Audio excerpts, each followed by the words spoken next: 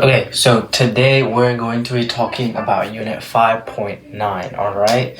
This is another HL unit, and honestly, this is a drag, so I'm going to try to get through it as fast as possible. So this is about management information systems, alright? It is probably the least business out of all of the business entire unit. So let's just get into it. First, when we look at management information systems, we have to know these terms. We need to know what data analytics is, databases, cybersecurity, and cybercrime is, because the whole management information systems is about ideas of data analysis, databases, and the cybersecurity, okay? Because see, the IB has added this as a new unit because we're now moving into a world where this idea of database information technology and cybersecurity is so important nowadays. So data analytics is just the process for transforming raw data into usable information, okay?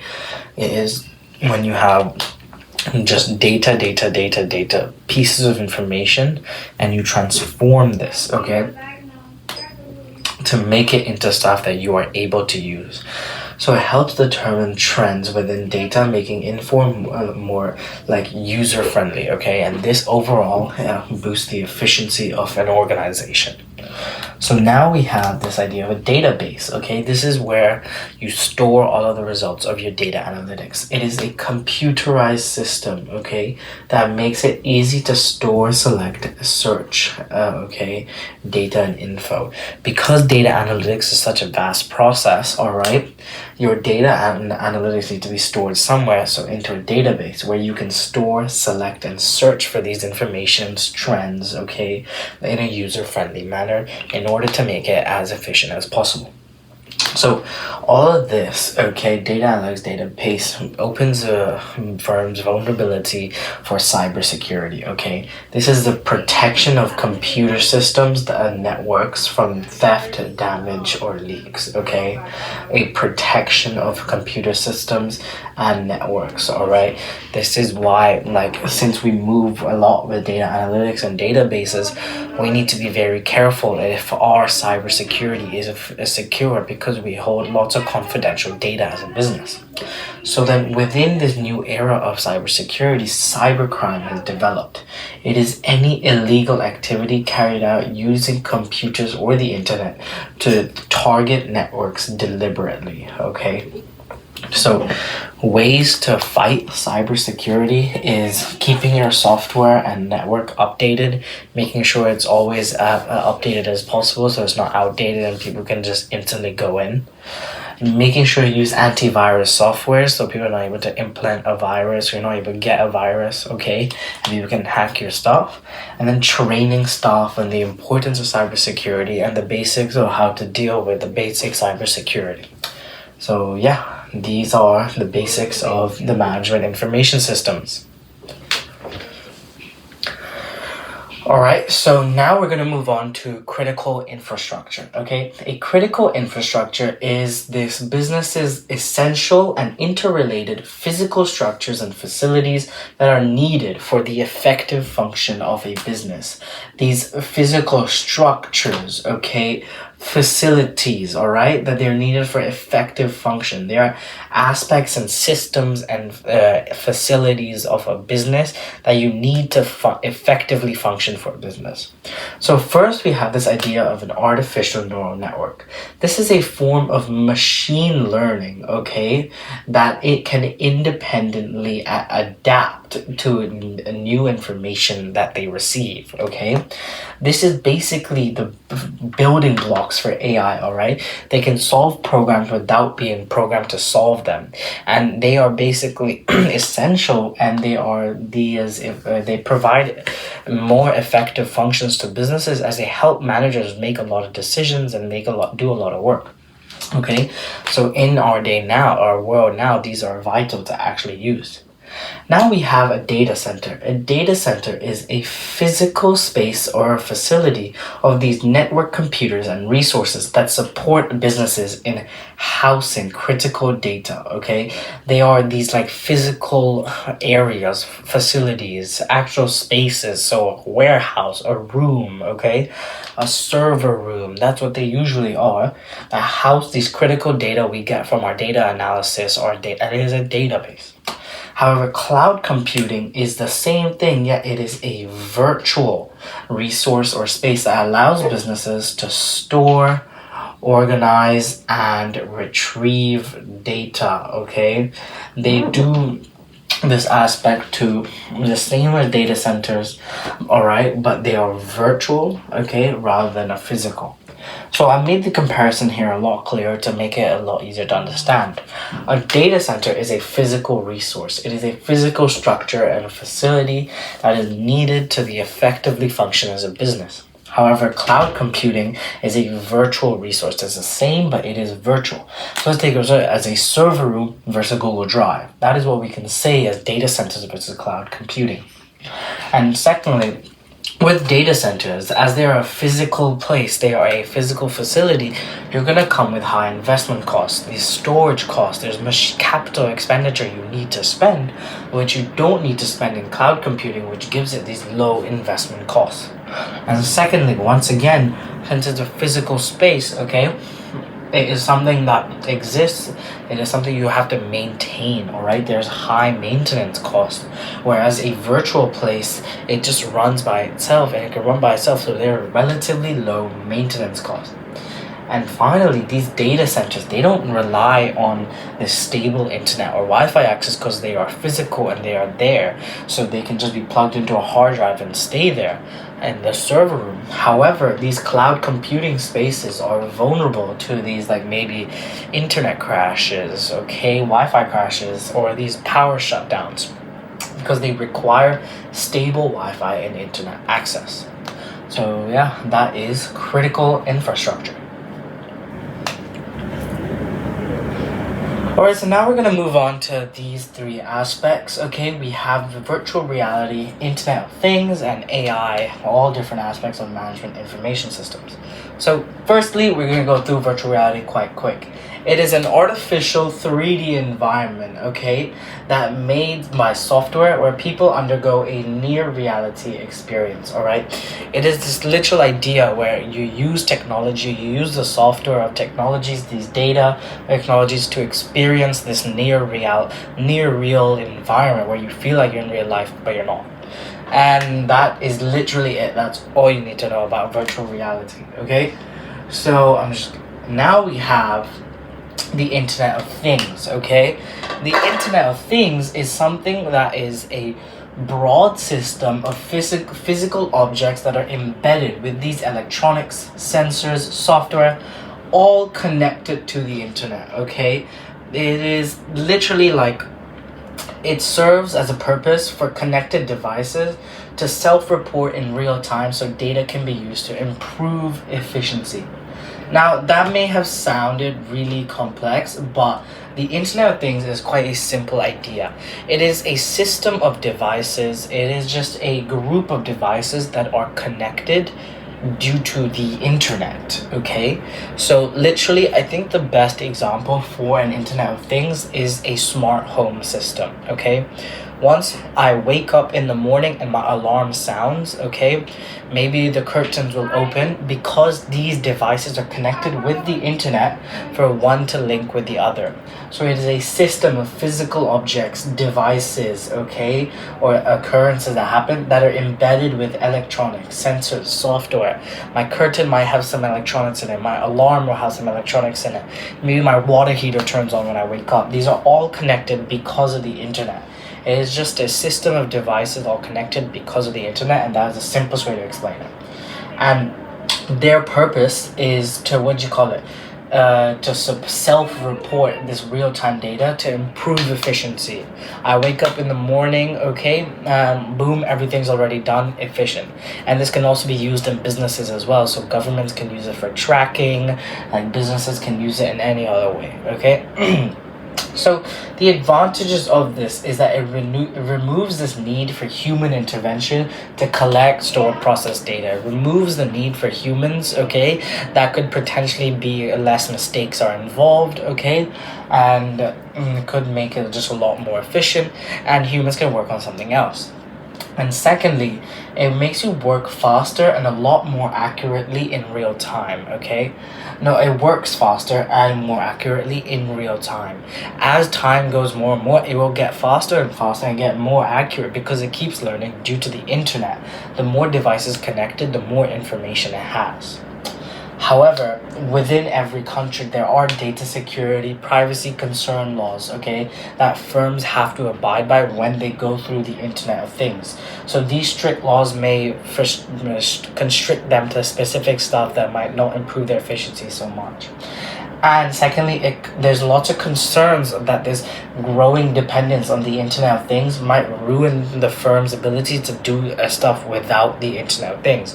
Maybe one day I wake up in the morning, I can't wake up anymore without my alarm, or I wake up and I forgot how to open my curtain because my curtain always opens normally. So yeah, so without the internet, maybe we might not be able to do these things, and it gives us vulnerable to the idea of, like, internet shuts, power shuts.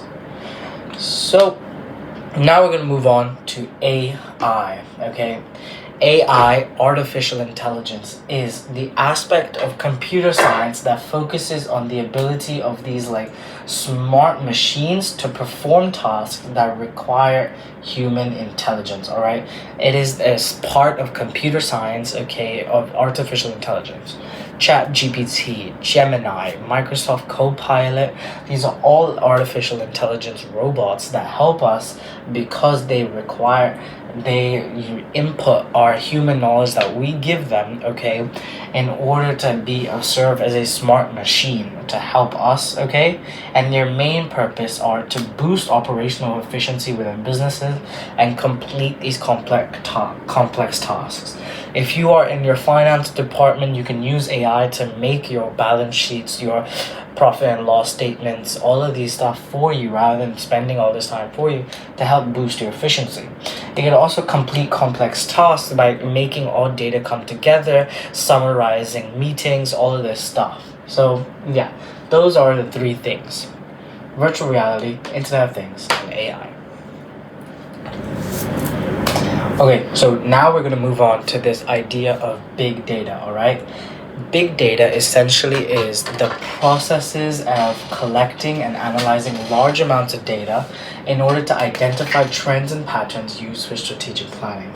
So I think the key parts here is this idea of large amounts of data to identify trends and patterns, all right? It is literally just getting this vast amounts of data in order to break that all down, simplify them step by step to find these trends and patterns for strategic planning, all right? So the benefits of these big data is actually outstanding once you know how to use them. So firstly, it helps in marketing, okay? As basically this amount of information on your consumers can generate lots of insights into their changing demands and the wants of your target audience. Secondly, it helps you in tracking and monitoring over your operations, okay? You can see exactly where stuff is going wrong, where stuff is going great in order to boost the overall efficiency of your business.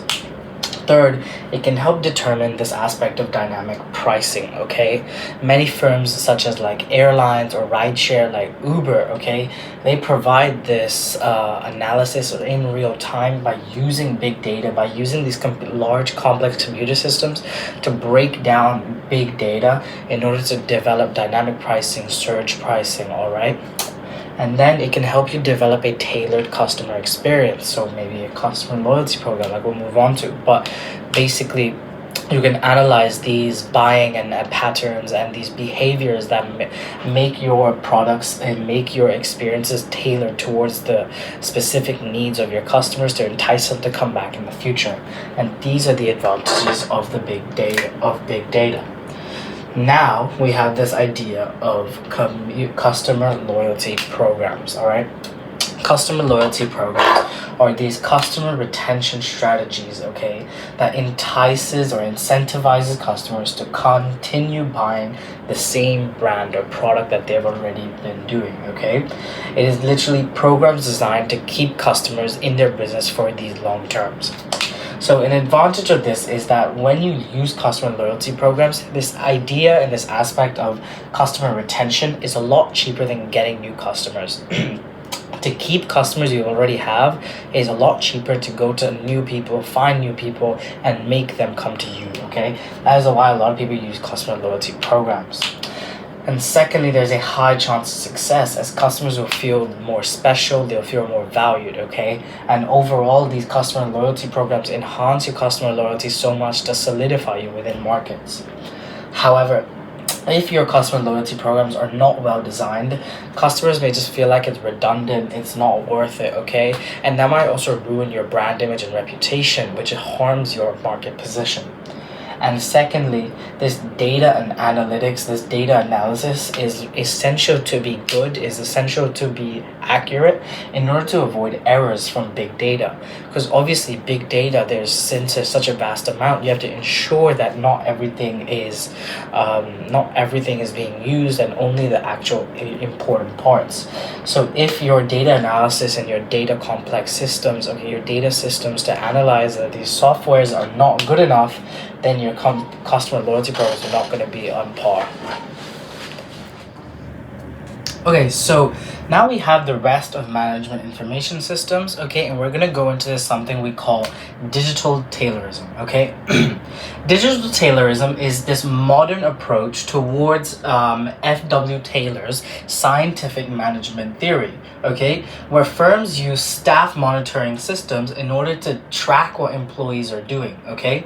So it is this kind of is an updated version, a modernized version of F.W. Taylor's money is the main motivator scientific management theory. And it's this idea where you gather data onto your employees in order to track what they're doing in order to continuously evaluate and measure their performances, okay? So it can get you so much information on your employees, exactly what they're doing good, what they're doing bad.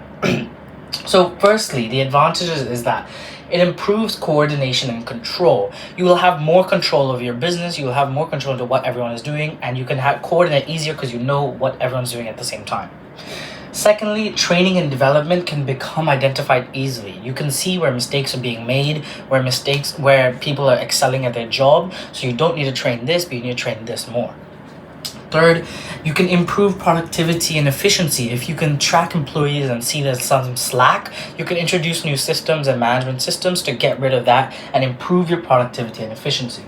You can prevent illegal behavior, okay? You can make sure people are not doing anything bad or doing any crimes within your business. And fifth, it's a clearly designed system, okay, for appraisals and giving your employees awards, because you have a clearly designed system. This employee is doing great, this employee's performance is bad, so you can appraise them and evaluate them, and you can give them rewards based off the appraisals. However, monitoring employees without consent is highly unethical and is also illegal in many countries around the world, okay? And that is the biggest downside of digital Taylorism. It is that whole unethical part, okay? And this, employers who have to ethically and legally justify their reasons for monitoring just create such an opportunity cost. You have to continuously make a reason saying, I'm monitoring for this, I'm monitoring for this, I'm monitoring for this. And it creates this negative brand image, like this brand culture, like a corporate culture, because your employees are there's going to feel like a them versus us culture, because they're always going to feel tracked, monitored, evaluated, like they're not good enough. So it may help, okay, initially, but over the long term, it might create culture clashes. It might create this sense of unethical behavior and ruin brand reputation. So what is data mining? Data mining is the process of extracting raw data from large amounts of different data sets, okay, and summarizing them into usable and information in a coherent structure, okay.